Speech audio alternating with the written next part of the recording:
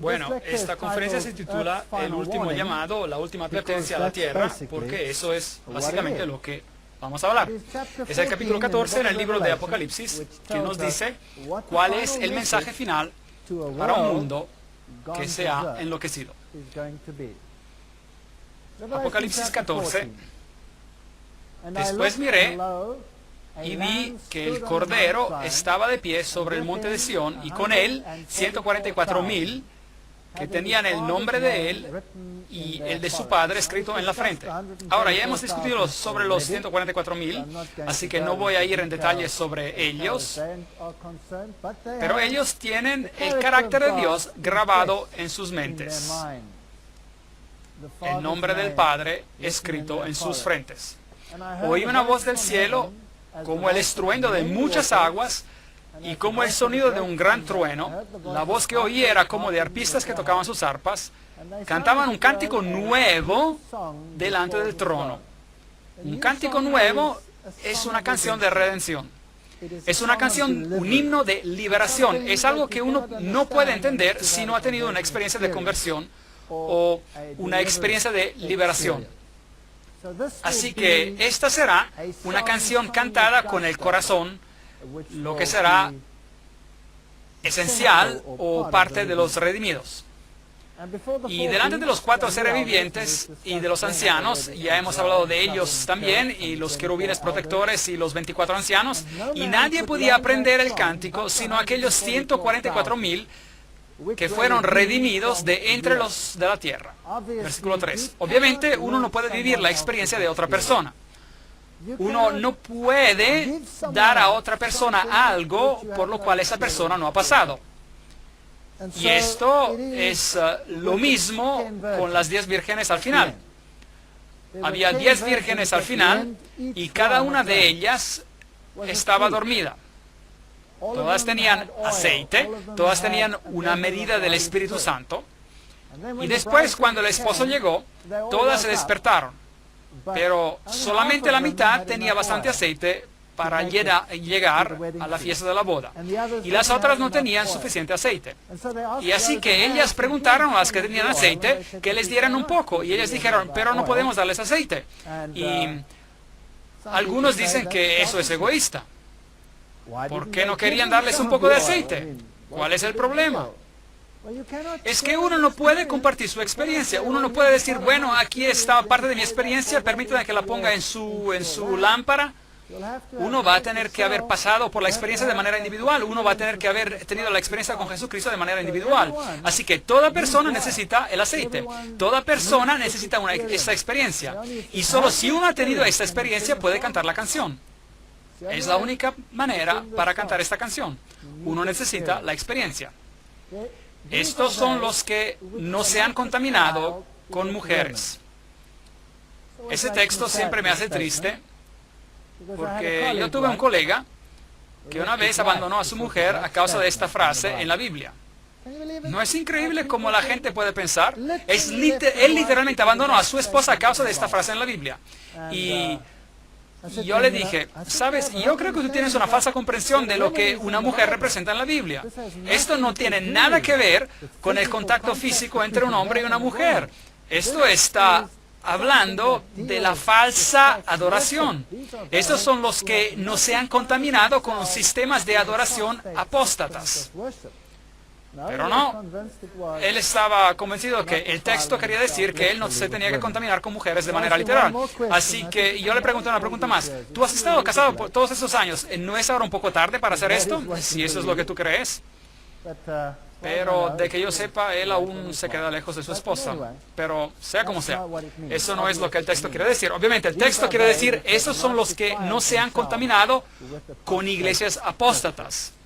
Pues son vírgenes. Ellos están con Cristo. Ellos son los que siguen al Cordero por donde quiera que va. Estos fueron redimidos de entre los hombres como primicias para Dios y para el Cordero. Y en sus bocas no fue hallada mentira, pues son sin mancha delante del trono de Dios. ¿Por qué? ¿Porque ellos tienen justicia perfecta acaso? De hecho, sí la tienen, pero no es de ellos. Le ha sido imputada, dada, es justicia impartida.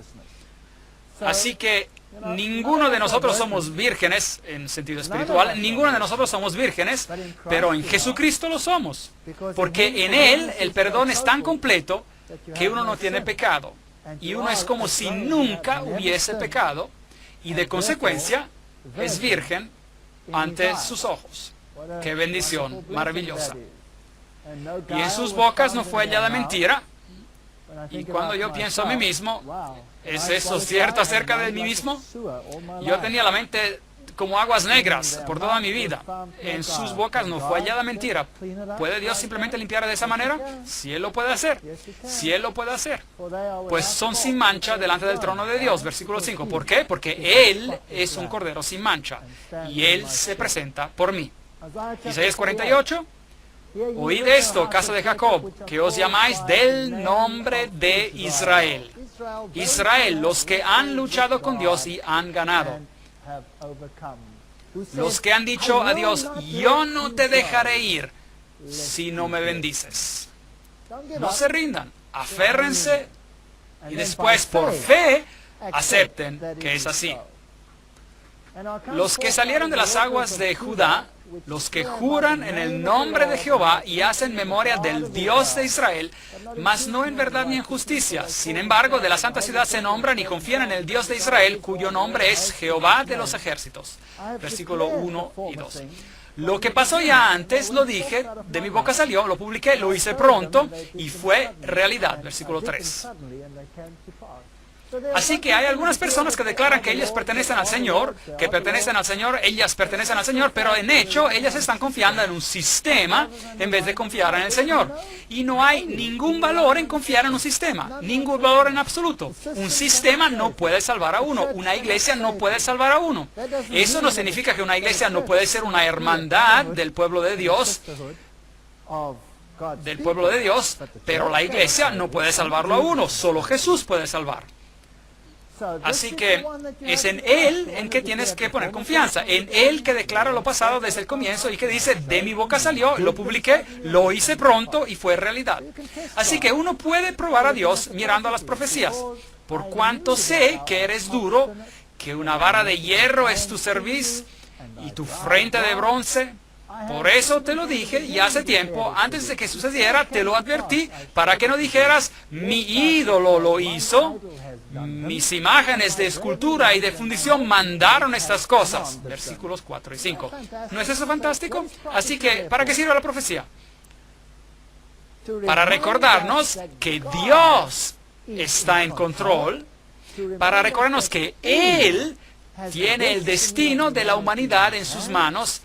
Y Él nos dice antes de tiempo, así que cuando veamos estas cosas podamos creer. En la misma manera, toda la profecía de la cual hemos hablado, ¿nos va a salvar? No. Pero lo que puede hacer, nos puede enseñar que Dios, después de todo, merece nuestra adoración. Eso es lo único que la profecía puede hacer, no nos puede salvar. Lo oíste y lo viste todo, y no lo anunciaréis vosotros. Ahora pues te he hecho oír cosas nuevas y ocultas que tú no sabías. Ahora, han sido creadas no en días pasados, ni antes de este día las habías oído, para que no digas, he aquí que yo lo sabía. Versículos 6 y 7. Eso es típico de la raza humana. Nosotros pensamos que podemos declarar todo y explicar todo racionalmente. Pero este no es un mundo racional. En mi vida yo llegué a un punto donde dije, esto no es racional, yo no puedo soportar esto. Tiene que haber algo más. Y después encontrar que Dios ha predicho todos los eventos de la historia antes de tiempo para que yo pudiera creer que Él existe. Increíble, eso es verdaderamente algo increíble. Sí, nunca lo habías oído, ni nunca lo habías sabido. Ciertamente no se abrió antes tu oído, porque sabía que siendo desleal habías de desobedecer. Por tanto te llamé rebelde desde el vientre. Versículo 8. Eso es todo lo que somos, eso es todo lo que somos. Por amor de mi nombre, contenderé mi ira, y para alabanza mía la reprimiré para no destruirte. He aquí te he purificado, y no como a plata, te he escogido en horno de aflicción. Versículos 9 y 10. ¿Saben cuántas veces he escuchado a personas que dicen, el cristianismo son unas muletas? ¿Y han escuchado esa expresión? Y yo digo, increíble, el cristianismo son unas muletas. Pues vengan y háganse cristianos y tomen a mis muletas, diviértanse. Diviértanse con esas muletas. Yo les digo, el cristianismo no son muletas, es un horno de aflicción. Y es doloroso de vez en cuando. ¿Por qué? Porque tenemos que cambiar. Se trata de desarrollar un carácter. Es el desarrollar nuevos caracteres en Jesucristo. Saben, hoy en día los psicólogos, si hay dos jóvenes que se unen y van a sesiones de consejería y los psicólogos les dicen, ustedes no son compatibles, son demasiado diferentes, tienen que ser lo mismos. Tienen que tener los mismos intereses, lo mismo de esto, lo mismo de eso, lo mismo de todo. Y así que nosotros nos administramos según esta manera de ser. ¿Y qué hace Dios? Siempre junta a los opuestos. ¿Ya se han dado cuenta? Él siempre crea el escenario peor. ¿En serio? Y aun cuando Él escoge evangelistas o lo que sea, Él junta a Martín Lutero con un carácter de fuego, junto a Melanchthon, que tenía un carácter manso y apacible. Yo tengo un amigo querido y su nombre es François Duplessis, un hombre pequeñito así. ¿Cómo yo quiero a ese pequeño hombre? Él es exactamente lo opuesto de mí. Él siempre me dice, Walter, tú los tumbas con tus comentarios tan directos, pero yo los voy a recoger. Él es dulce. Y él puede hacer eso. Él puede poner el bálsamo para calmar el dolor. Y él dice, tú empiezas a hablar y después yo voy a poner mi delantal y voy a aplicar el aceite y vendar las heridas. Y saben, es así que él trabaja, así que Dios une a los supuestos. Ahora, este fuego de la aflicción, ¿quién puede cambiar el carácter de uno? ¿No es acaso solo alguien que lo quiere a uno? ¿Ya se han dado cuenta de eso? Si yo voy al trabajo y hay un colega ahí que me da problemas y yo le digo, bueno, adiós, y me voy a la casa, él no me puede fastidiar. Pero ¿qué pasa si mi esposa me da problemas? Ya no puedo decirle adiós. Así que alguien tiene que ceder, ¿correcto? Y normalmente los hombres tienen estos caracteres explosivos, aunque los tiempos están cambiando y las cosas se están cambiando en estos días, pero como sea, ¿quién lo puede cambiar a uno? Dios utiliza personas para cambiarte y utiliza los que están cerca de ti para cambiarte. El fuego de la aflicción es para hacerte ver tu carácter. Nadie te puede hacer ver tu carácter de manera tan clara como alguien que está cerca de ti. Nadie lo puede hacer mejor. Y si tú eres grosero con alguien y a ellos no le importa porque son familia, ellos me van a ignorar y se van a salir de mi vida para siempre. Pero si yo soy grosero con mi esposa, ¿qué pasa? Bueno, ella puede contraatacar, ella puede hacer eso, pero también puede ser calma y llorar unas lágrimas. Y esas lágrimas pueden ser mucho peor que contraatacar. ¿Y ya se han dado cuenta de eso? Sí, eso lo puede preocupar a uno, seguir dándole vueltas en la cabeza y refinarlo a uno. Y todo eso impacta el carácter de uno y cómo uno se mueve en la vida. Y eventualmente, bueno, uno llega al punto que es mejor que uno empiece a cambiar, porque uno no puede seguir siendo así para siempre. Uno se tiene que apaciguar, tiene que ser más suave, tiene que ser así. Así que Dios utiliza a personas que lo aman a uno para ayudarlo a cambiar, a pesar de lo doloroso que eso puede hacer. Y Él dice, trabajen sobre esto. Así que Él toma a dos personas y las pone en el fuego de la aflicción y pasa lo mismo en la iglesia. Si ustedes pensaban que la iglesia iba a ser un sitio de delicias o no, no. Estos son hermanos y hermanas de tipo diferentes. Oh, sí. Oh, sí. Hay todo tipo de peces en esta red y yo les digo, estos peces es algo en serio.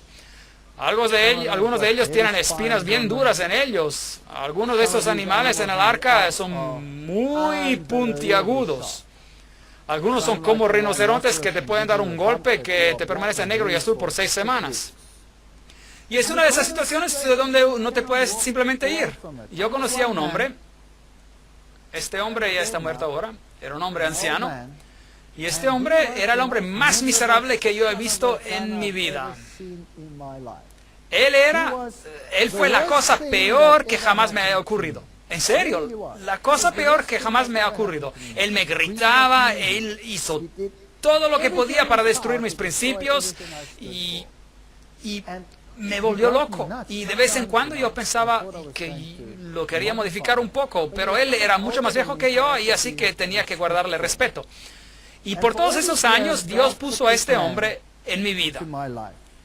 Y después él abandonó a todo y perdió totalmente todo, hasta se juntó con una prostituta, dejó a su esposa, todo le fue mal. Y después, hace como unas 4 semanas, él estaba muriendo en el hospital. Y yo fui llamado a donde él estaba, así que fui a verlo. Y yo me senté cerca de su cama del hospital y lo miré y él ya estaba muriendo. Ya le habían amputado partes del cuerpo, tenía diabetes y ya estaba en sus últimas horas. Y yo estaba allí sentado y lo estaba mirando y pensé, increíble. Este hombre testarudo aquí, aún era un testarudo ahí en su cama, en su lecho de muerte. Y yo pensé, ¿qué le puedo decir a este hombre? Y yo le dije, ¿sabe qué? Usted es el hombre peor que yo jamás haya conocido. Usted se ha portado tan mal conmigo. Y yo le he respondido de la misma manera unas cuantas veces. Los dos éramos como 2 rocas en un río. Y nos chocábamos mucho. Y le dije, usted ha sido la peor cosa que yo jamás haya conocido. Usted. ¿Y usted me quiere decir que se va a morir y todo lo que aconteció entre nosotros va a ser para nada? ¿Todo para nada? ¿Todo ese dolor por el cual nosotros pasamos va a ser para nada? Yo quiero que ese dolor valga algo, que usted va a estar en el cielo. ¿Me entiende? Y es así como le hablé. Yo jamás he hablado así a una persona en su lecho de muerte, jamás. Y él se puso muy meditativo y después me dijo, sí, pero es demasiado tarde. Y yo le dije, ¿por qué es demasiado tarde? Y él me dijo, yo he arruinado toda mi vida y ya no puedo arreglar las cosas. Y yo le dije, bienvenido. Todos hemos arruinado a nuestras vidas y no la podemos arreglar. Así que, ¿por qué no tomas tu derrota total y la das a Jesucristo? ¿Por qué no le das a Él tu derrota? Y después, Él la va a arreglar. Y él me dijo, ¿cómo puedo regresar y arreglar eso? Y he abandonado a mi esposa, y estoy viviendo con esta, y estoy haciendo esto, y estoy haciendo eso. Y yo le dije, ¿qué vas a hacer? ¿Tú crees que te vas a levantar? Tú sabes que estás viviendo en tus últimas horas. No vas a poder arreglar todo eso. Da esa derrota al Señor también. Y él me dijo, regresa mañana. Así que yo regresé el próximo día y nosotros hablamos. Y fue algo muy bello. Y las lágrimas empezaron a correr de sus ojos y él dio su vida al Señor y todo cambió. Él conocía la verdad. Y él me dijo, ¿sabes? Yo odio cuando un grupo piensa que ellos tienen la verdad. Yo odio cuando ellos piensan que tienen la verdad. ¿Qué derecho tienen ellos de tener la verdad? Y saben, es verdad. Mucha gente dice, bueno, ustedes los adventistas del séptimo día, ustedes creen que tienen la verdad. Son una gente miserable. ¿Y todos los otros qué? ¿Qué son ellos? ¿Qué tienen? ¿Una mentira? Y yo digo, si lo piensan bien, no es una doctrina complicada. No es una doctrina complicada para nada. Es amar a Jesús por todo lo que Él ha hecho por ti, dale a Él el honor y la gloria y sé obediente. ¿No es lógico guardar los mandamientos de Dios? Sí es lógico. ¿Y cuál es pues su problema? Eso es todo. Obediencia y fe en sus méritos. Esto es el Evangelio en 2 palabras. ¿Y qué hay de malo con eso? ¿Estás satisfecho con un evangelio cambiado? ¿Con los mandamientos cambiados? ¿Con una denominación con un descuento del 10% o lo que sea? Uno tiene que guardar solo 9, uno menos, tenemos un descuento del 10% o lo que sea. Y él empezó a pensar y tomó su decisión. Y murió en paz. ¿Y saben qué? Yo tuve el privilegio de hacer el sermón de su sepelio. Y todos estaban allí. Su familia estaba allí, su esposa estaba allí, su amiga novia estaba allí. Ellos estaban allí todos juntos y estaban todos abrazándose. ¿No parece eso imposible? Ese es el fuego de la aflicción. Así que el Señor nos pone en situaciones donde entramos en contacto con los que amamos y podemos escapar de la situación o podemos permitir que nos cambie. Esa es nuestra elección. Y si creamos lágrimas, y si creamos dolor, también lo que podemos decir es, el problema está en mí. Y cuando me doy cuenta de que el problema está en mí, entonces Dios puede trabajar conmigo. Por mí, por amor de mí mismo lo haré, para que no sea profanado mi nombre y mi honra no la daré a otro. Óyeme, Jacob, y tú, Israel, a quien llamé, yo mismo, yo el primero, y yo también el último. Mi mano fundó también la tierra, mi mano derecha midió los cielos con el palmo. Al llamarlos yo, comparecieron juntos. Isaías 48, 11 a 13. Reconozcan a Dios. Juntaos todos vosotros y oíd. ¿Quién hay entre ellos que anuncie estas cosas? Aquel a quien Jehová amó ejecutará su voluntad en Babilonia y su brazo estará entre los caldeos. Versículo 14.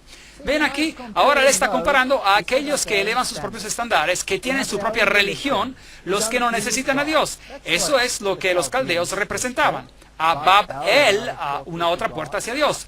Y yo hablé y lo llamé y lo traje. Por tanto, será prosperado su camino. Acercaos a mí, oíd esto. Desde el principio no hablé en secreto. Desde que eso se hizo, allí estaba yo. Y ahora me envió Jehová el Señor y su Espíritu. Versículos 15 y 16. Así ha dicho Jehová, Redentor tuyo, el Santo de Israel. Yo soy Jehová, Dios tuyo, que te enseña para tu provecho, que te encamina por el camino que debes seguir. Y Dios sabe lo que es lo mejor. ¿Por qué no seguirlo a Él? Si hubieras atendido a mis mandamientos. ¿Ven? Todo el Evangelio está aquí en este pequeño texto. Fuera entonces tu paz como un río y tu justicia como las olas del mar.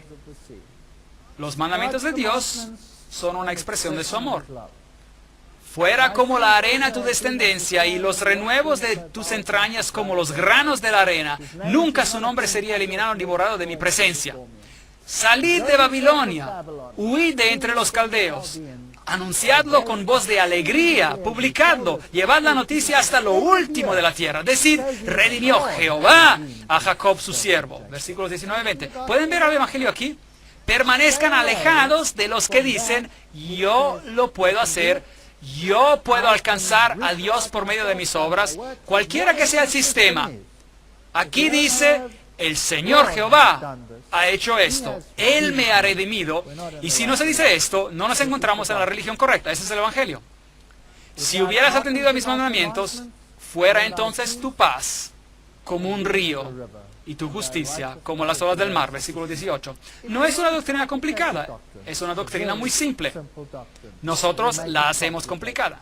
Así que, ¿cuál es el último llamado, la última advertencia al mundo? Está involucrado en el mensaje de los 3 ángeles. Y los encontramos en el libro de Apocalipsis y se encuentran en los versículos que siguen lo que leímos al comienzo. El mensaje del primer ángel, ¿qué nos dice? Bueno, leamos.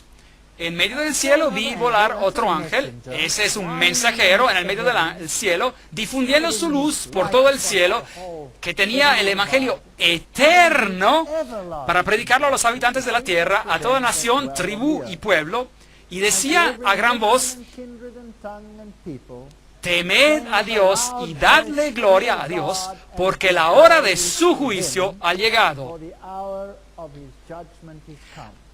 Adorad a aquel que hizo el cielo y la tierra, el mar y las fuentes de las aguas. Y otra vez encontramos, Apocalipsis 14, 6 y 7, el sello de Dios. Así que el mensaje del primer ángel dice, estamos viviendo en el tiempo del juicio, pongan atención a la palabra, adorad a Dios, adorad a Dios, adorad a aquel que hizo el cielo y la tierra, el mar y las fuentes de las aguas. Apocalipsis 14, 7. ¿Qué tengo que hacer para decir al mundo que yo reconozco a Dios como tal? Es simple. Guardar el sábado. ¿Por qué? Porque este concepto está en el corazón del mandamiento del sábado. En 6 días hizo Jehová los cielos y la tierra, el mar y todas las cosas que en ellos hay. Y Éxodo 20:11. Por tanto Jehová bendijo el sábado y lo santificó. Y Deuteronomio 5:15. Acuérdate de que fuiste siervo en la tierra de Egipto y que Jehová tu Dios te sacó de allá con mano fuerte y brazo extendido, por lo cual Jehová tu Dios te ha mandado de que guardes el sábado. El sábado es una señal de la creación. El sábado es una señal de la redención. Él nos sacó de la tierra del pecado y nos trajo a la fuente de su gracia. Así que, de la misma manera que fuimos creados por Él, fuimos también redimidos por Él. Si ustedes miran al sistema judío, había 7 fiestas judías que son el antitipo o tipo de acontecimientos en Cristo. Había la Pascua, el día 14 del mes judío de Nisan. Y esa representaba la crucifixión, porque en esa fiesta el cordero se mataba y la sangre se usaba para marcar los postes de la puerta. Y de la misma manera nosotros tenemos que poner la sangre del cordero sobre los postes de nuestro corazón, y después el ángel del Señor, que vendrá para juzgar, nos va a pasar por alto. Así que si aceptamos a nuestra Pascua, que fue sacrificada para nosotros, reconocemos a la crucifixión el cordero que murió por nosotros. La segunda fiesta judía era la fiesta de los panes sin levadura. Noten que esa fiesta ocurría en un día después de la Pascua, el día 15 del mes judío de Nisan. El pan sin levadura representa ¿qué? ¿Representa qué? Al cuerpo de Jesucristo, Jesucristo en la tumba. Él fue crucificado por nosotros y Él murió por nosotros. Y se reposó en la tumba en el séptimo día. Así, el próximo día era el 16 de Nisan y era la fiesta de los primeros frutos. Y esa representa la resurrección. Jesús, los primeros frutos, es decir, Él fue el que fue resucitado de los muertos y las tumbas se abrieron y gente salió de sus tumbas y dice la Biblia, y cuando Él se fue al cielo, Él llevó cautiva la cautividad, Efesios 4:8. Esa es la resurrección. Así que en sus fiestas anuales, los judíos festejaban simbólicamente el más grande acontecimiento que iba a ocurrir en la historia de la humanidad. Y la crucifixión, la tumba y la resurrección eran celebradas en sus fiestas. Y después tenían las fiestas de las semanas, que caía en el día 6 del mes judío de Sivan, y esta fiesta conmemoraba lo que aconteció después del establecimiento de la Pascua, es decir, lo que aconteció cuando la ley fue publicada.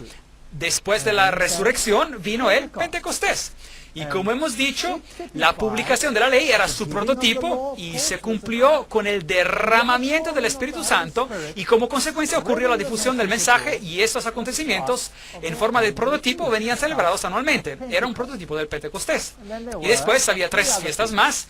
La fiesta de las trompetas, en el primer día del mes de Tishri, anunciaba el juicio, el movimiento de la segunda venida de Cristo, y cuando se tocaba una trompeta, quería decir que un gran evento pronto iba a acontecer.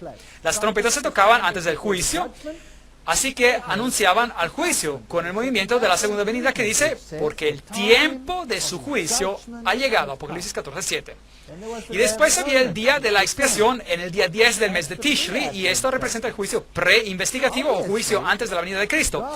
Obviamente Dios está juzgando porque cuando Él regresa a la tierra, su recompensa galardón está con Él. ¿No es eso correcto? Así que si Él regresa con su recompensa, obviamente eso significa que un juicio ya ha acontecido. Así que ese juicio está aconteciendo en el cielo en este momento. Así que ese era el día de la expiación y representaba este periodo cuando el sumo sacerdote se encontraba en el lugar santísimo, y cuando él salía de allí, los pecados como prototipo venían transferidos al macho cabrío, y este venía enviado al desierto. Noten que él no moría, así que él no se convertía en el que llevaba los pecados y no era el sustituto. Él venía alejado del campamento de Israel, y los pecados que habían sido confesados venían removidos del santuario y eternamente cancelados como si nunca hubieran existido. Y la última fiesta era la fiesta de los tabernáculos en el día 15 del mes de Tishri, donde ellos se construían cabañas y celebraban con grande gozo. Esa fiesta representaba el regresar a la casa, la segunda venida de Jesucristo. Así que en las fiestas judías anuales había incluida toda la historia del Evangelio. El día de la expiación era la purificación anual del santuario terrenal. Así que aquí el sumo sacerdote ingresaba con la sangre, y él administraba en el lugar santísimo, y él hacía expiación para todo el santuario, y cuando salía, el santuario simbólicamente había sido purificado del registro del pecado.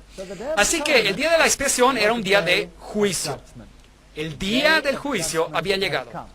El sumo sacerdote tomaba la sangre e ingresaba en el lugar santísimo, y él la aspergía y hacía expiación para el santuario y para las impurezas del pueblo. Ahora, ¿cuál es el estándar del juicio? Santiago nos dice, Santiago 1:25, Pero el que mira atentamente en la perfecta ley, la de la libertad, y persevera en ella, no siendo oidor olvidadizo, sino hacedor de la obra, este será bienaventurado en lo que hace. Santiago 2:12 dice, así hablad y así haced, como los que habéis de ser juzgados por la ley de la libertad. Nombre maravilloso para la ley de la libertad. La ley te libra, no es una ley de esclavitud. Si cada persona tuviera que guardar la ley en este planeta, ¿no seríamos todos libres? ¿Sí o no? Claro que sí, eso tiene sentido. Fuera entonces tu paz como un río y tu justicia como las olas del mar. Si cada persona guardara la ley. ¿Qué es pecado? Todo aquel que comete pecado infringe también la ley, pues el pecado es infracción de la ley. Primera de Juan 3:4. Eso es lo que es pecado. Así que si usted quiere tener una relación de obediencia, bueno, usted tiene que guardar la ley de Dios. Pero donde no hay ley, tampoco hay transgresión. Romanos 4:15. Así que debe haber habido una ley desde el comienzo, ¿sí o no? Sí, de lo contrario no hubiera habido ninguna transgresión, Romanos 6:23, porque la paga del pecado es muerte. Pero ¿qué nos dice el pequeño verso antes de este?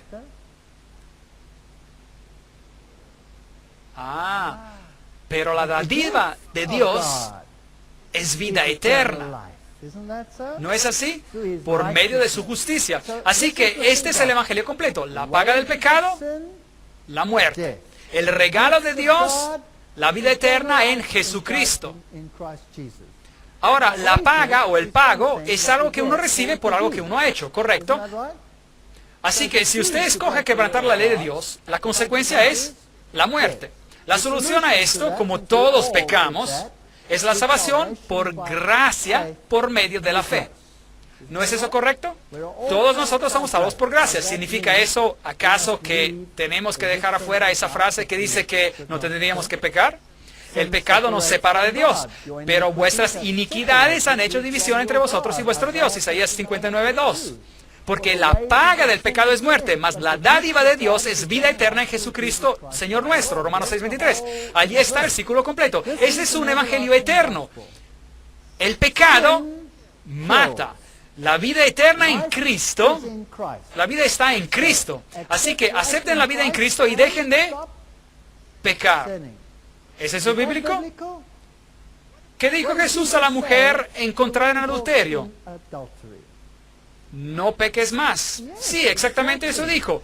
Él dijo, ¿dónde están los que te acusaban? Y ella responde, yo no sé, Señor, ellos se han ido. Y él que dice, ni yo te condeno. Esa es la gracia. Vete y no peques más. Juan 8:11. ¿Qué es eso? Obediencia. Ese es el evangelio eterno. Pero hoy en día el mundo ha modificado el evangelio eterno. Siempre dejan una parte a un lado. Uno tiene que tener la forma completa. El pecado no se enseñoreará de vosotros, pues no estáis bajo la ley, sino bajo la gracia. ¿Qué pues? ¿Pecaremos porque no estamos bajo la ley, sino bajo la gracia? De ninguna manera. Romanos 6, 14, 15. ¿Acaso la ley se elimina porque ahora estamos bajo la gracia? ¿Quebrantaremos ahora la ley porque estamos bajo la gracia? No. ¿Se acuerdan de esa cita de las iglesias carismáticas que les leí, que dice que si uno guarda la ley de Dios, uno no tiene el Espíritu Santo? Increíble. ¿Qué tipo de evangelio está enseñando el mundo hoy en día? Porque por las obras de la ley ningún ser humano será justificado delante de él, ya que por medio de la ley es el conocimiento del pecado, Romanos 3, 19, 20. Así que yo no soy salvo por mis buenas obras, yo soy salvo porque tengo a un Salvador. Claro que sí, es la única razón por la cual yo puedo ser salvo, pero la ley me dice lo que es bueno y malo. Y por esto yo sé lo que es bueno y malo y puedo distinguir entre los dos. Luego, ¿por la fe invalidamos la ley? De ninguna manera, más bien confirmamos la ley, Romanos 3:31. En otras palabras, nosotros tendríamos que ser hacedores de la ley, no para salvarnos, pero porque amamos al Señor. De manera que la ley es santa y el mandamiento santo, justo y bueno, Romanos 7:12. No existe el concepto de que no tenemos que guardar la ley de Dios. 4 evangelios: Mateo, Marco, Lucas y Juan. La gente dice, ¿saben qué? Se repiten el uno con el otro, pero no es así. Ellos se aumentan el uno al otro, sí, pero ellos no se repiten el uno con el otro. En Mateo, Cristo viene descrito como el rey. En Marcos, Cristo es descrito como el servidor. En Lucas, Cristo viene descrito como totalmente hombre. En Juan, Él viene descrito como totalmente divino. Todo en uno. Si queremos representar al Evangelio eterno, tenemos que poner la ley y la gracia en perspectiva y tenemos que servir a Jesús como Rey y lo tenemos que imitar como servidores. Él fue hombre, Él murió para nosotros para que Él pudiera sentir nuestra humanidad y compartir con nuestras debilidades y lo tenemos que reconocer como Dios. Él no es nada de menos, no lo podemos degradar. Los primeros 5 libros de Moisés: Génesis, el libro de los orígenes, la caída y la promesa de la redención; Éxodo, Cristo nuestro santuario, Él es el que nos conduce; la columna de nubes y la columna de fuego; Levítico, Cristo nuestro sacrificio; Números, Cristo nuestra guía; Deuteronomio, Cristo nuestra recompensa. Toda la Biblia es acerca de Jesucristo y ese es el Evangelio eterno. ¿No creen ustedes que el mundo se ha perdido algo en algún momento? Ustedes saben, algunos dicen, solo necesitamos el Nuevo Testamento. Y yo digo, bien, ¿por qué se preocupan de llevar un libro tan pesado? Tomen unas tijeras y cortan lo que no necesitan. Tírenlo, si ya no lo necesitan. No, el Antiguo Testamento y el Nuevo Testamento, los dos hablan de Jesús. No penséis que he venido a abolir la ley o los profetas. No he venido a abolir, sino a cumplir. Porque de cierto os digo que antes que pasen el cielo y la tierra, ni una jota, ni una tilde pasará de la ley hasta que todo se haya cumplido. Mateo 5, 17, 18. El Evangelio eterno tiene que ser predicado. Pero es más fácil es que pasen el cielo y la tierra que se frustre una tilde de la ley. Lucas 16, 17. Ni una tilde de la ley va a desaparecer. Hasta la Nueva Versión Internacional lo escribe correctamente. En esto consiste el amor de Dios, en que obedezcamos sus mandamientos. Y sus mandamientos no son gravosos, dice la Reina Valera 95. Sus mandamientos no son gravosos, 1 de Juan 5, 3. Y habiendo sido perfeccionados, vino a ser autor de eterna salvación para todos los que le obedecen. Hebreos 5, 9. Así que el mundo ha rebajado el énfasis en la obediencia y ha sobreexaltado la salvación por la gracia. La salvación por la gracia viene en primer lugar, no cabe duda, porque sin ella somos todos perdidos. Pero sin obediencia, no vamos a llegar allí tampoco. Así que la ley de Dios ha sido eliminada. ¿Y por qué la encontramos en el Nuevo Testamento? Ese es el Nuevo Testamento. Al Señor tu Dios adorarás y a Él solo le servirás. Mateos 4:10, Apocalipsis 19:10. Hijitos, guardaos de los ídolos. 1 de Juan 5:21, Hechos 17:29. Para que no sea blasfemado el nombre de Dios y la doctrina. 1 de Timoteo 6:1. El sábado por causa del hombre es hecho, y no el hombre por causa del sábado. Así que el Hijo del Hombre es el Señor aún del sábado. Marcos 2:27-28, Reina Valera Antigua. Hebreos 4:4. Honra a tu padre y a tu madre. Mateo 19:19. Efesios 6:1-3. No matarás. Romanos 13:9. Santiago 2:11. No adulterarás. Mateo 19:18. No hurtarás. Romanos 13:9. Efesios 4:20. No dirás falso testimonio. Romanos 13:9. No codiciarás. Romanos 7:7. Así que uno va a tener problemas si dice que la ley ha sido eliminada en el Nuevo Testamento. Porque allí está, en el Nuevo Testamento. Uno va a tener grandes problemas si dice esto. No podemos eliminar la ley de Dios. El tabernáculo fue levantado en medio del pueblo. Jesús vivió en medio de su pueblo. Y eso es lo que el tabernáculo simbolizaba. Es el Evangelio eterno. Nunca, nunca ha cambiado. Es el Cordero de Dios que quita los pecados del mundo. Ese cordero venía traído al sumo sacerdote y moría en vez del pecador. Cada judío en los tiempos pasados era salvado por la sangre del cordero. No existe el concepto de que los judíos estaban bajo la ley y nosotros estábamos bajo la gracia. ¿Y por qué pues un judío tenía que traer un cordero? Porque él estaba bajo la gracia. Porque él estaba bajo la gracia. Esa es la razón. He aquí el Cordero de Dios que quita el pecado del mundo. Juan 1:29. Hijitos míos, estas cosas os escribo para que no pequéis. Pero si alguno ha pecado, abogado tenemos para con el Padre a Jesucristo el justo. 1 de Juan 2:1. Yo estaba hablando con un musulmán una vez y él me dijo, ustedes los cristianos tienen una vida fácil. Y yo le dije, ¿por qué?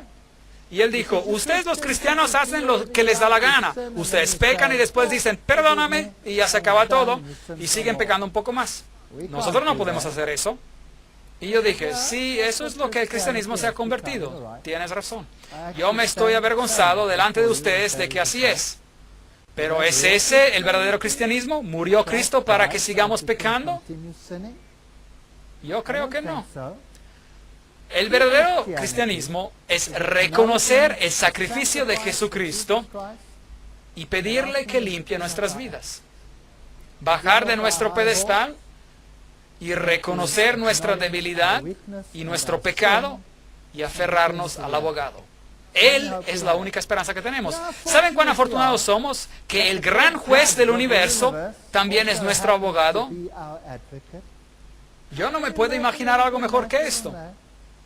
El juez que nos va a juzgar es también nuestro abogado. El juez dice, ¿sabes? Yo creo que tú eres culpable de esto. Y después el mismo juez dice, sí, pero yo he pagado el precio. Increíble. Y después, ¿qué pasó? ¿Le dijiste gracias? Gracias. Y amaste al Salvador tanto que paraste de hacer lo que estabas haciendo antes. Si a uno le dieran la libertad de una celda de prisión, donde había estado por alguna cosa mala que hubiera hecho, ¿estaría bien decir, ahora estoy libre para repetir lo que hizo una otra y otra vez? ¿Es así? Bueno, algunos así lo hacen, ¿sabían eso? ¿O no sería mejor decir, increíble, se me ha dado otra posibilidad, yo no voy a hacer eso otra vez? ¿Cuál de las dos opciones? Obviamente la última. Mas Él fue herido por nuestras rebeliones, molido por nuestros pecados, por darnos la paz, cayó sobre Él el castigo, y por sus llagas fuimos nosotros curados. Isaías 53:5. Si confesamos nuestros pecados, Él es fiel y justo para perdonar nuestros pecados y limpiarnos de toda maldad. 1 de Juan 1:9. Una vez estaba hablando con un pastor y él me dijo, la ley se ha eliminado, usted es un legalista. Y yo le dije, increíble, ¿no me importa si me llevo a su esposa a mi casa esta noche? Eso sería un poco rudo de decir, pero mi esposa estaba ahí conmigo en esta ocasión, así que me podía permitir hacer un comentario parecido. Y de hecho él dijo, no, claro que no. Bueno, yo dije, ¿y qué pasaría si yo matara a uno de ustedes? ¿Estaría bien? ¿O qué pasaría si yo tomara su coche? ¿O qué pasaría? Hice comentarios sobre todos los 10 mandamientos y siguen vigentes. ¿Y cuál es el mandamiento que es un problema? El sábado es un problema. No son los otros 9. Pero porque hay un argumento, no hay argumento, a veces tienen que eliminar a todos para eliminar a ese. Si confesamos nuestros pecados, Él es fiel y justo para perdonar nuestros pecados y limpiarnos de toda maldad. 1 de Juan 1:9. Esto es el centro del mensaje del primer ángel. Estamos viviendo en el tiempo de juicio y hay un evangelio eterno que nunca ha cambiado y lo hemos anulado, lo hemos segregado, lo hemos cortado en dos. Tenemos que regresar al original y tenemos que reconocer al que hizo los cielos y la tierra y las fuentes de las aguas. Eso es lo que tenemos que hacer. Ese es el mensaje del primer ángel y después siguió un segundo ángel. El mensaje del segundo ángel es un mensaje que da miedo. Ven, si uno rechaza el mensaje del primer ángel, uno está rechazando luz. Y si uno está rechazando la luz, eventualmente se quedará sentado ¿dónde? En la oscuridad. Bueno, ¿qué nos dice el mensaje del segundo ángel? Otro ángel le siguió diciendo, ha caído Babilonia, la gran ciudad que ha hecho beber a todas las naciones del vino del furor de su fornicación. Apocalipsis 14:8. Ese es el mensaje del segundo ángel. Es un mensaje poderoso. Y ese mensaje tiene que ir a todo el mundo. ¿Y cuál es el punto si yo voy al mundo y les digo, mundo, Babilonia ha caído?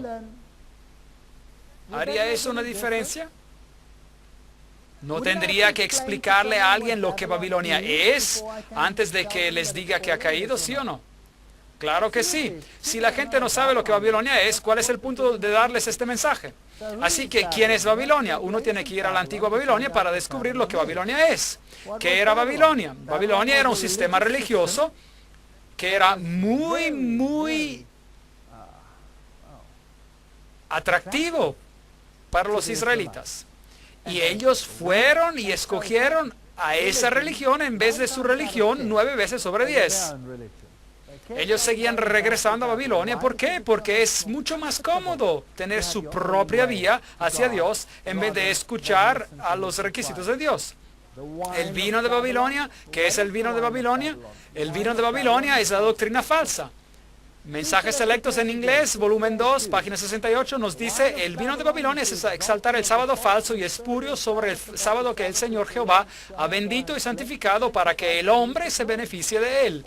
Y también es la inmortalidad del alma. Estas dos herejías afines y el rechazo de la verdad convierten a la iglesia en Babilonia. Reyes, comerciantes, gobernadores y maestros religiosos están todos en acuerdo corrupto. Sí, hoy en día los gobernadores del mundo están siguiendo a la iglesia. Apocalipsis 16, 13, 14. Y vi salir de la boca del dragón y de la boca de la bestia y de la boca del falso profeta 3 espíritus inmundos a manera de ranas. Pues son espíritus de demonios que hacen señales y van a los reyes de la tierra en todo el mundo para reunirlos a la batalla de aquel gran día del Todopoderoso, del Dios Todopoderoso. Apocalipsis 16, 13, 14. Da miedo. Muy bien. De hecho, estamos hablando del sistema de Babilonia. Tiene 3 componentes y están gobernados por espíritus inmundos, impuros, como ranas. Las ranas fueron una de las plagas en Egipto, porque las ranas eran deidades en el sistema egipcio. Así que aquí están ellas y salen de la boca del dragón, de la bestia y del falso profeta. Estos 3 componentes y son espíritus de demonios, obrando milagros. Y contraponiéndose a ellos existe otro grupo. Aquí está la paciencia de los santos, de los que guardan los mandamientos de Dios y la fe de Jesús. Apocalipsis 14, 12. 2 mensajes. ¿Quiénes son estos mensajeros? ¿Y quién es esta mujer llamada Babilonia que tiene todo el mundo a sus pies adorándola? Así que la Babilonia mística tiene estos 3 componentes: el dragón, la bestia y el falso profeta. Y ya hemos hablado de ellos en detalle durante esas conferencias. Aquí hay una rana de bronce y esta se encuentra en Japón, donde ellos aún adoran a esta deidad, que es el Padre, la Madre y el Hijo, así como ellas existen en el sistema egipcio de Isis y Osiris. Y ellos aún adoran a esas ranas allá afuera, así que no piensen que ese sistema se ha acabado. Ese es el antiguo sistema de adoración babilónico. Las ranas de bronce combinan el sol con el agua y simbolizan la fertilidad.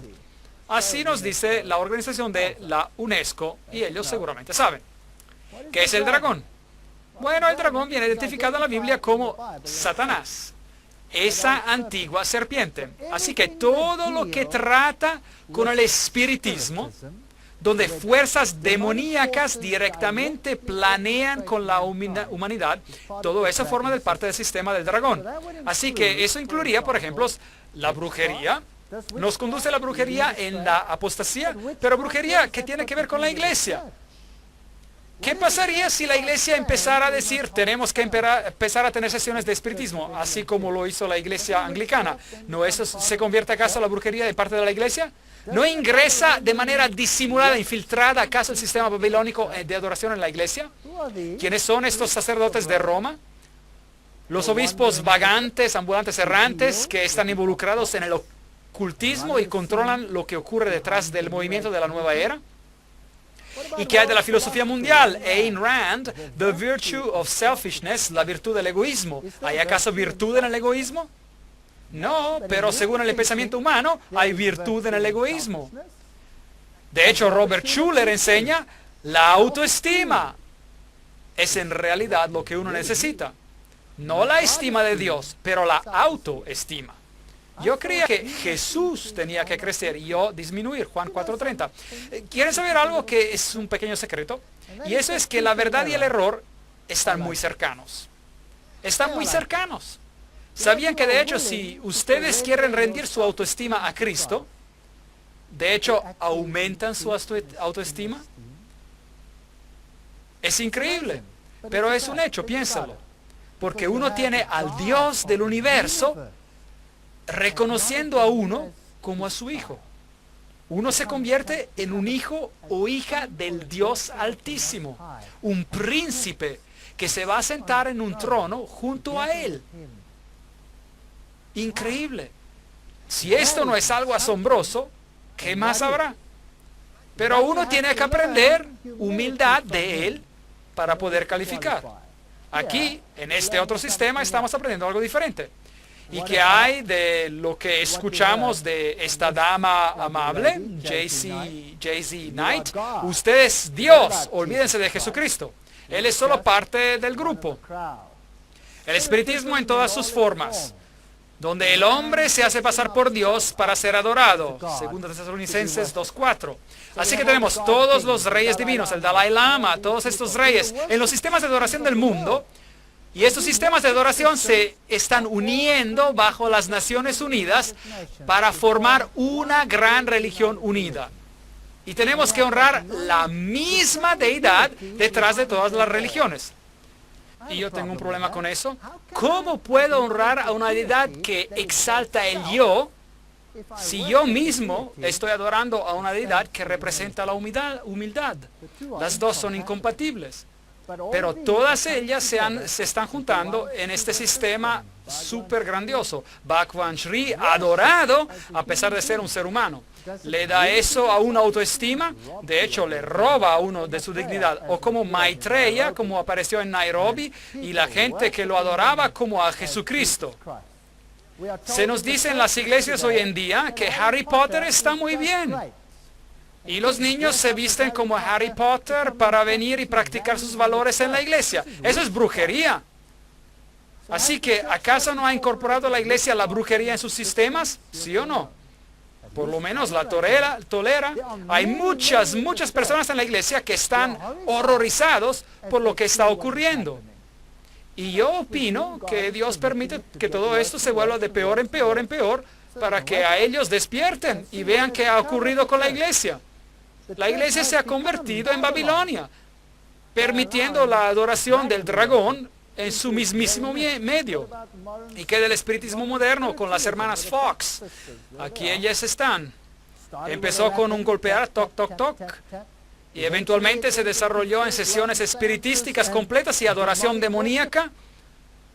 Bueno, vimos que los padres fundadores de los movimientos cristianos modernos, de las asociaciones para investigaciones psíquicas, eran los grandes obispos, Westcott, Hort y todos ellos, y que de hecho reescribieron la Biblia para nosotros, por así decir, que ellos tenían sus sociedades para espíritus y comunicaban con los espíritus. ¿No es eso acaso el espiritismo en la iglesia? El espiritismo dice que los muertos saben más que los vivos. Entonces la serpiente dijo a la mujer, no moriréis. Génesis 3:4. En este caso, como en otros textos bíblicos, el diablo dijo la verdad y el Señor está en el error. A.W. Sprague, espiritista. Bien directo, ellos hablan sin rodeos. El principio fundamental del espiritismo es que el ser humano sobrevive a la muerte corporal y que ocasionalmente, bajo condiciones que aún no están completamente comprendidas, nosotros podemos comunicarnos con los que ya han muerto. J. Arthur Hill, Espiritismo, Historia, Fenómenos y Doctrina, de página 25. Esto es el espiritismo en el mundo. La Biblia dice, cuando tú mueres, tú estás muerto. Tu única esperanza está en la resurrección. Y esa es tu única esperanza. El espiritismo alega que los muertos se comunican. El hidalgo Oliver Lodge dijo lo siguiente: no hay muerte en la tumba, yo hablo frecuentemente con los muertos, yo no puedo dudar que la gente vive después de la muerte porque yo hablo frecuentemente con ellos. Bueno, los reyes de nuestra era lo hacen por todos sitios. El príncipe Carlos tiene sesiones regulares con Patton, que está muerto desde mucho tiempo, y el príncipe Carlos es la cabeza oficial de la iglesia anglicana. ¿Hay espiritismo en la iglesia? ¿Sí o no? Claro que sí. Hay espiritismo en la iglesia. The Progressive Thinker, el pensador moderno, 18 de mayo de 1929. Lo que el espiritismo es y hace, remueve todo miedo de la muerte, que es de hecho la puerta al mundo de los espíritus. Enseña que la muerte no es la cesación de la vida, pero un simple cambio de condición. El espiritismo es el mensaje de Dios a los mortales declarando que no hay muerte. ¿Y qué hace eso con Dios? ¿Hace de Dios qué? Lo hace un mentiroso. ¿Es eso correcto? Todos los que han muerto aún viven y aún hay esperanza en la vida venidera, pero para los más grandes pecadores, que cada alma progresará en las edades y alturas sublimes y gloriosas donde Dios es amor y el amor es Dios. El mundo está viviendo una mentira. Yo tengo informaciones de sesiones espiritistas, cintas de grabar de una sesión con Cecil Juan Rhodes, bueno, supuestamente, claro, él está muerto, pero él habla a un espiritista y él explica quién es la jerarquía al otro lado y las personas que fueron las más malas en esta tierra, según esta sesión espiritista, están más elevados que Jesucristo en el más allá. Por ejemplo, Adolf Hitler es más elevado en el más allá que Jesucristo, porque supuestamente él ha tenido más experiencia aquí en la tierra. ¿Pueden creer eso? Bueno, estas son doctrinas terribles, terribles, doctrinas de demonios que están siendo propagadas en las iglesias, porque virtualmente todas las iglesias hoy en día propagan la doctrina de una vida que continúa después de la muerte. ¿Con quién habló Alice A. Bailey cuando habló ella con Dwal Cool? Si los muertos están esperando la resurrección, ¿con quién habló ella? ¿Quién es Dwal Cool? Él es un demonio, eso es lo que es. Aquí está el sitio web oficial de la iglesia de Satanás. Este hombre aquí, Anton LaVey, ¿tienen buenas doctrinas? Sí, pero la iglesia de Satanás es una iglesia reconocida en el mundo. Y está al lado de las otras iglesias en una comunidad de todas las iglesias. ¿Qué tienen en común la luz y la oscuridad? ¿Se ha enloquecido acaso nuestro mundo? Aquí está el sumo sacerdote del satanismo y él es supuestamente responsable de yo no sé cuántos sacrificios de seres humanos. Y aquí noticias satánicas avanzando. ¿Qué dice la Biblia satánica? 1969, Anton LaVey, el fundador. Satanás representa la indulgencia en vez de la abstinencia. Satanás representa la existencia vital en vez de sueños espirituales. Satanás representa la sabiduría pura en vez de la decepción hipócrita. Satanás representa la amabilidad para aquellos que se la merecen en vez de amor derrochado sobre ingratos. ¿Saben qué? El reino del cielo es para estos que escuchan. Id pues a la salida de los caminos y llamad a la boda a cuantos halléis. Mateos 22:8. A los cojos y a los paralíticos, a estos y a esos. ¿Y cuántas veces nosotros los despreciamos? No, amémoslos. Llevemos a los brazos de la iglesia, porque ellos formarán el reino de los cielos. Que Satanás se ría de nuestras debilidades y de nuestras mentes minusválidas y de nuestros cuerpos minusválidos. Él aún no ha visto nada. Espere hasta cuando esas personas sean transformadas y reciban lo que Dios ha preparado para nosotros. Ellos lo van a juzgar a Él. Así que Satanás representa la venganza en vez de dar la otra mejilla. Satanás representa la responsabilidad hacia el responsable en vez de preocuparse de vampiros psíquicos. Satanás representa al hombre como a otro animal, a veces mejor, pero muchas veces peor de los que caminan sobre cuatro patas. El hombre, por su desarrollo divino, espiritual e intelectual, se ha convertido en el animal más despiadado, cruel de todos. Así que somos dioses, es la misma enseñanza. Satanás representa todos los así llamados pecados porque ellos conducen a la gratificación física, mental y emocional. Satanás ha sido el mejor amigo que la iglesia jamás haya tenido porque él la ha mantenido activa todos estos años. Esta es la Biblia de Anton LaVey. Ahora, si usted considera cuánto del conocimiento de este libro se ha infiltrado, convertido en doctrina de iglesia. Sorprendentemente, asombrosamente, mucha doctrina. El ojo que todo lo ve de Lucifer. Bueno, uno ve aquí cosas interesantes, la cúspide del ojo, esta cosa pequeña aquí en el medio, el ojo de Lucifer. ¿Saben ustedes que este fue el primer juego de computadora en el mundo? Pac-Man. Pac. ¿Se acuerdan de él? Que comía todo. Interesante, increíble. Así que el espiritismo, el componente del dragón, es todo lo que tiene que ver con la actividad demoníaca, disfrazada de vez en cuando como de iglesia y de vez en cuando como satanismo puramente demoníaco, y a todos ellos se les da la bienvenida en los brazos de Babilonia. ¿Y qué hay de la bestia? Bueno, es el catolicismo, desafortunadamente. Eso es lo que la Biblia enseña. Todos los atributos del papado se aplican al poder de la bestia. Él es el que tiene la seña de Horus, y todas las religiones mundiales serán sujetas a él. Él es todas las cosas a todos los hombres. Aquí él recibe el tilak del hinduismo, aquí él besa el Corán. Ya hemos hablado de esas cosas. Un Cristo muerto no puede comunicar. El cuerpo de Cristo es Dios en la hostia, literalmente haciendo Dios de un pedazo de pan. ¿Puede eso salvarlo a usted? No. Créame, y yo he tratado de hablar con él, pero él no responde. Él no responde. Y sustituyéndolo con María, este es el escudo del Vaticano, el dragón, con el blasón en la insignia papal en el Museo Vaticano. Vatis significa el que divina, y Can es la serpiente. Vaticano, la serpiente que divina. Eso es lo que significa. Así que si seguimos al poder de la bestia, estamos en problemas. Apocalipsis 13:4, y adoraron al dragón que había dado autoridad a la bestia, y adoraron a la bestia diciendo: ¿quién como la bestia y quién podrá luchar contra ella? Así que si yo reconozco a Roma como la cabeza espiritual de las iglesias, bueno, entonces estamos reconociendo el liderazgo de Babilonia en vez del liderazgo de Jesucristo. ¿Y a qué apuntan los jesuitas? Según ellos solamente buscan dar más gloria a Dios, pero si uno examina los hechos, uno encontrará que ellos apuntan solamente a tener el dominio universal. Ellos se han rendido indispensables al Papa, que sin ellos no podría existir, porque el catolicismo es identificado con ellos. Ellos se han rendido indispensables a los gobernadores y tienen las revoluciones en sus manos, y de esa manera, sea bajo un nombre u otro nombre, son ellos los que dominan al mundo. Ese es un hecho. Todas estas revoluciones de las cuales hemos hablado, todas estas muertes y todo este caos está bajo el control de ellos. Así que creando caos, ellos pueden crear la orden mundial que ellos desean, y nosotros tenemos que estar sujetos a ellos. Así que este es el otro componente de Babilonia. ¿Y quién es el falso profeta? Esto es muy triste. Después vi otra bestia que subía de la tierra. Tenía 2 cuernos semejantes a los 2 de un cordero. Apocalipsis 13:11. Este es otro sistema cristiano, pero hablaba como un dragón. Y ya hemos hablado de esto en Apocalipsis 13. Esta representa al poder protestante de los Estados Unidos, que surge y toma el poder y hace una imagen de la bestia y se convierte como ella.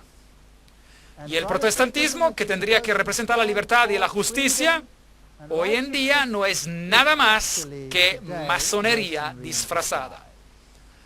La Estatua de la Libertad es masona. Una alianza santa, que de hecho es una alianza maldita. El muro de separación entre la iglesia y el Estado es una metáfora basada sobre mala historia.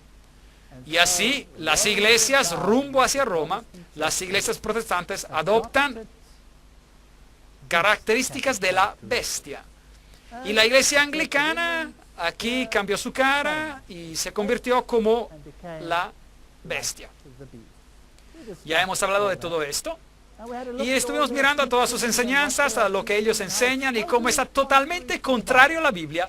Lo que Schuller dice, lo que la Biblia dice y todas estas cosas. Lo que Schuller dice, y nosotros podemos orar: Padre nuestro que estás en el cielo, alabado sea nuestro nombre. Hacer de nuevo significa que nosotros tenemos que cambiar de una imagen de nosotros mismos negativas a una imagen de nosotros mismos positiva.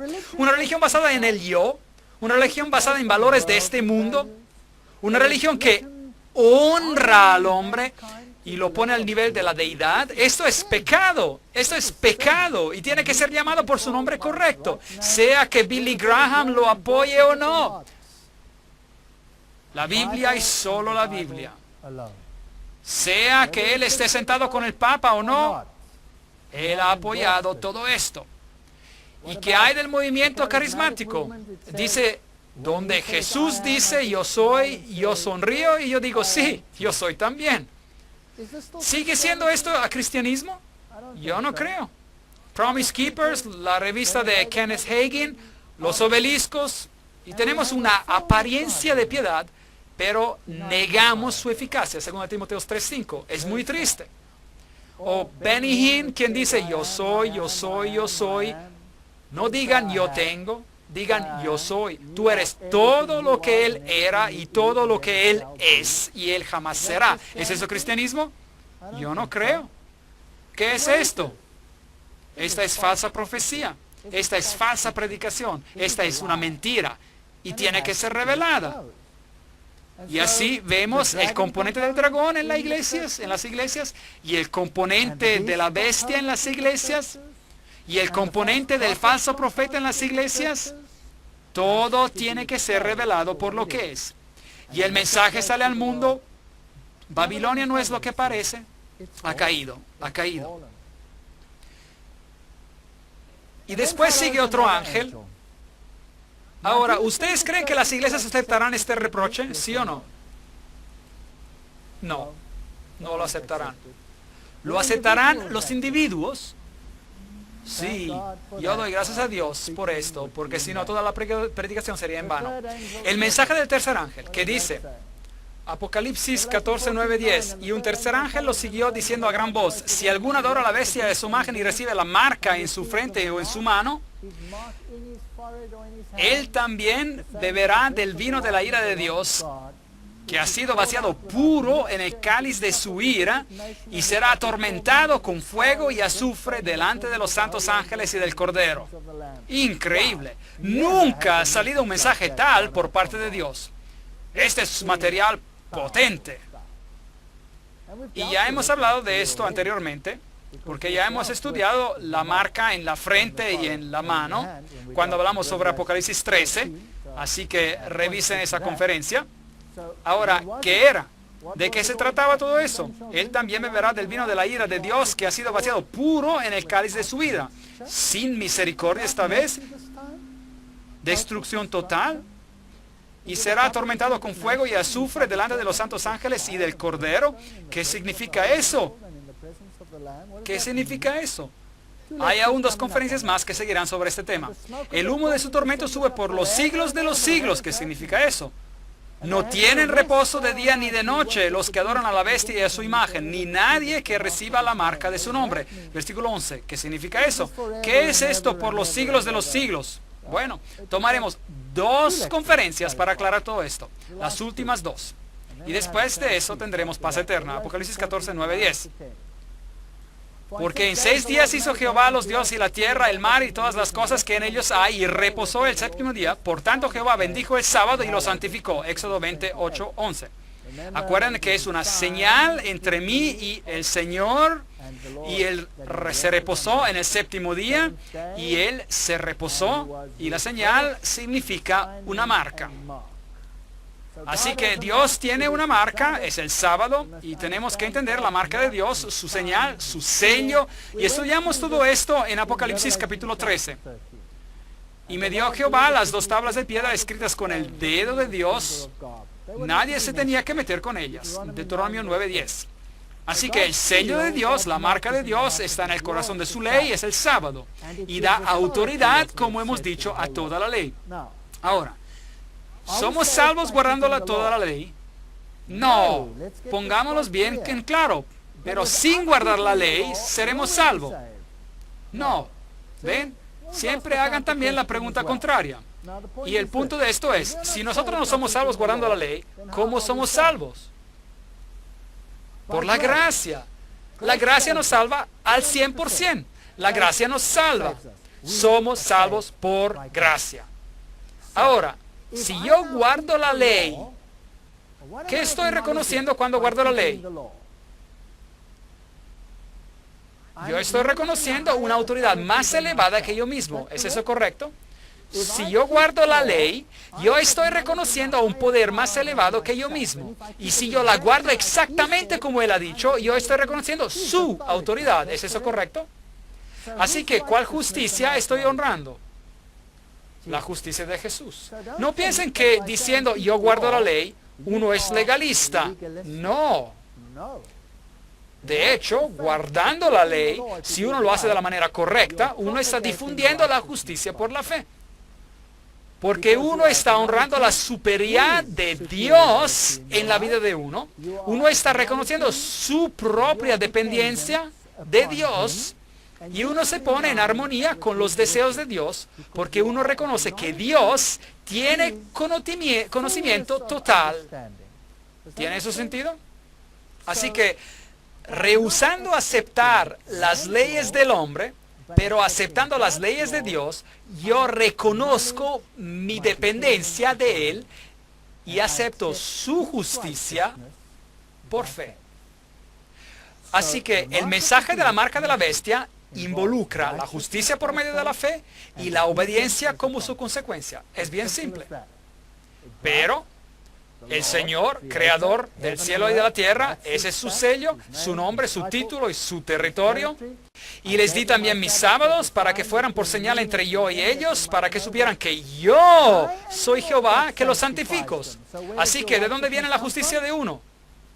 De Dios, no de uno mismo. Esa es la justicia por la fe. Así que el mensaje del tercer ángel no es nada más que la justicia por la fe. Claro que sí. Uno lo podría interpretar como legalismo, si uno quisiera, pero de hecho, lo que uno está haciendo cuando guarda la ley, si uno lo entiende de la manera correcta, es reconocer, honrar a un poder superior.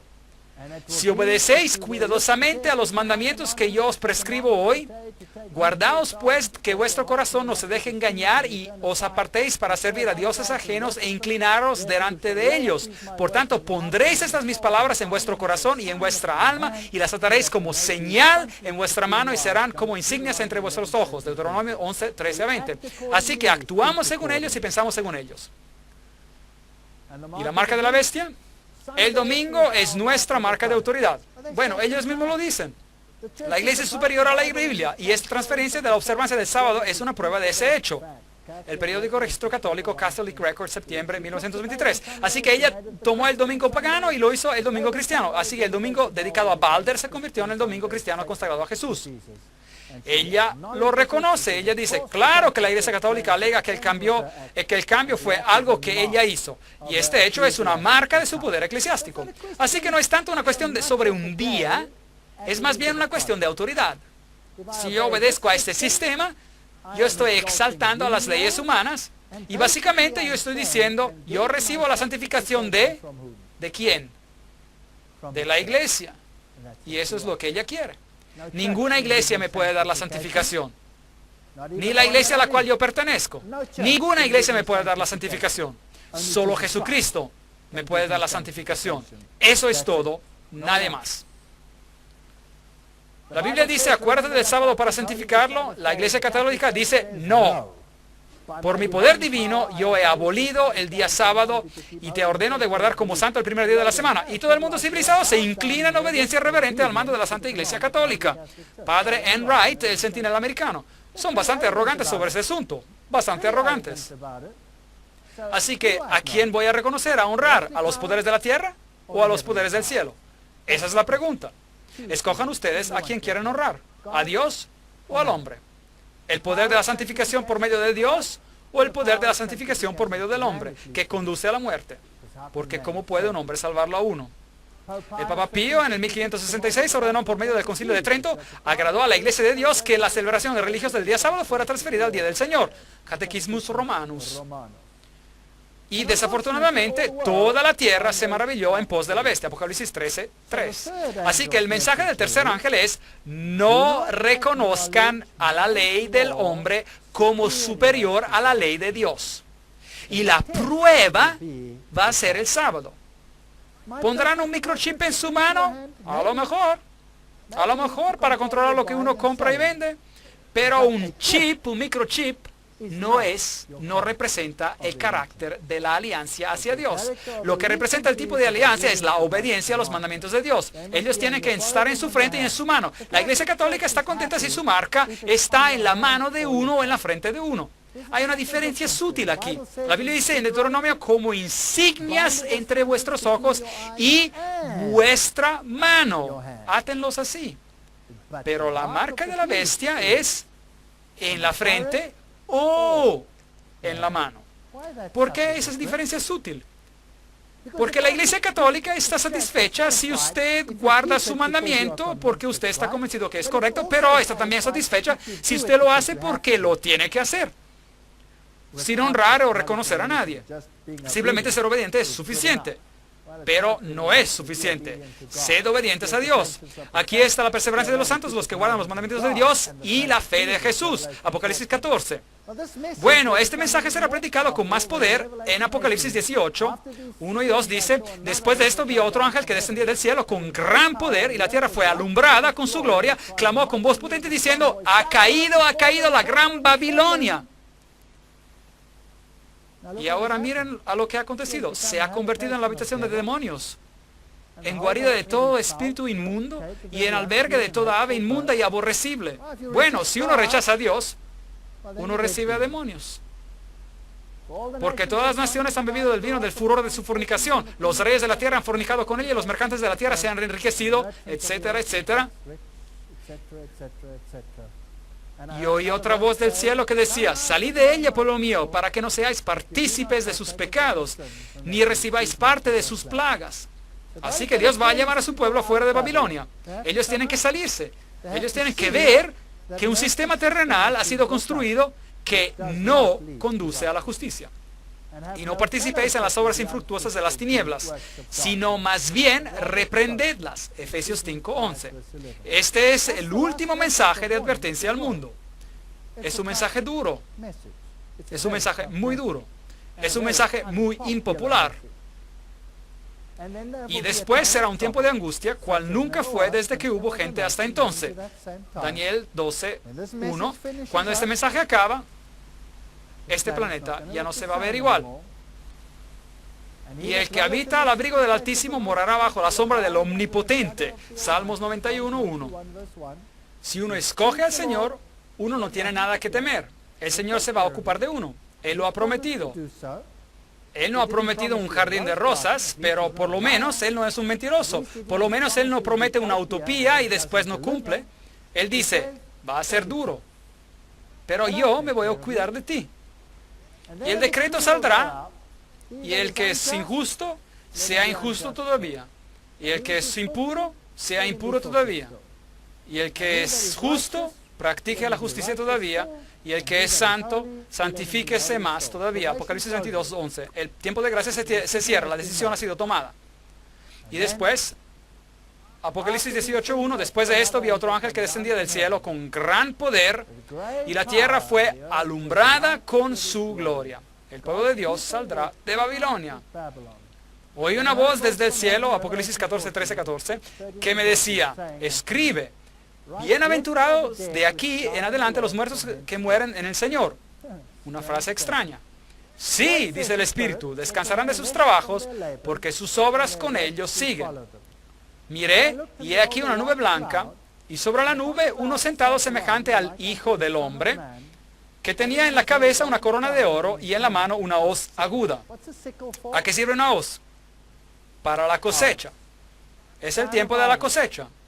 Bueno, si uno muere, es en cierto modo una bendición, porque el Señor lo resucitará, nada que temer. Y si uno está vivo, bueno, es una bendición porque uno lo verá venir otra vez, aguardando la esperanza bienaventurada y la manifestación gloriosa de nuestro gran Dios y Salvador Jesucristo. Tito 2:13. Ese es el próximo acontecimiento. Este es el último mensaje de advertencia al mundo, seguido por la venida de Cristo. Porque el gran día de su ira ha llegado, ¿y quién podrá sostenerse en pie? Bueno, vamos a tener que responder a esa pregunta, Apocalipsis 6:17. Y la analizaremos en gran detalle en otra conferencia.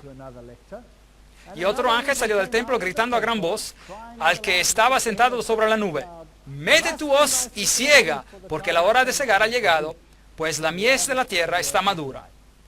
El que estaba sentado sobre la nube metió su hoz en la tierra y la tierra fue cegada. Apocalipsis 16. Así que aquí hay una cosecha de la redención. Y otro ángel salió del templo que está en el cielo, llevando también una hoz aguda. Y salió del altar otro ángel que tenía poder sobre el fuego y llamó a gran voz al que llevaba la hoz aguda diciendo: mete tu hoz aguda y vendimia los racimos de la tierra, porque sus uvas están maduras. Apocalipsis 14, 17, 18. Así que hay una primera cosecha y ahora hay una segunda cosecha. El ángel metió su hoz en la tierra y vendimió la viña de la tierra y echó las uvas en el gran lagar de la ira de Dios. El lagar fue pisado fuera de la ciudad y del lagar salió sangre que llegó hasta los frenos de los caballos en una extensión de 1600 estadios. Apocalipsis 14, 19 a 20. Bueno, ¿qué significa todo esto? Bueno, el vino es la doctrina. Y aquí está la doctrina de la tierra en contraste con la doctrina celestial. Y la doctrina vendrá y sepultará a los caballos. ¿Y qué representaban los caballos? Al mensajero del Evangelio. Así que este mensajero del Evangelio que se difundió desde la tierra y que era una mentira porque venía de la tierra y quitó a Jesucristo, este mensajero será sumergido en su propia iniquidad y desaparecerá para siempre. Para siempre. Así que la elección es entre un sistema o el otro. O vamos con Cristo cuando Él venga, o formamos parte de la otra cosecha. La elección es nuestra. El mensaje final de advertencia, a pesar de parecer duro, es un mensaje de amor, porque nos llama a reconocer, a honrar a Jesús. Piensen en su simplicidad. Mi pueblo, Él está básicamente diciendo, yo los amo. Ha llegado el tiempo para que el juicio venga. ¿Por qué no abandonan las filosofías malvadas de esta tierra? ¿Por qué se quieren quedar arraigados en la evolución y en todas estas filosofías? ¿Por qué no me reconocen a mí como a su Creador y su Redentor?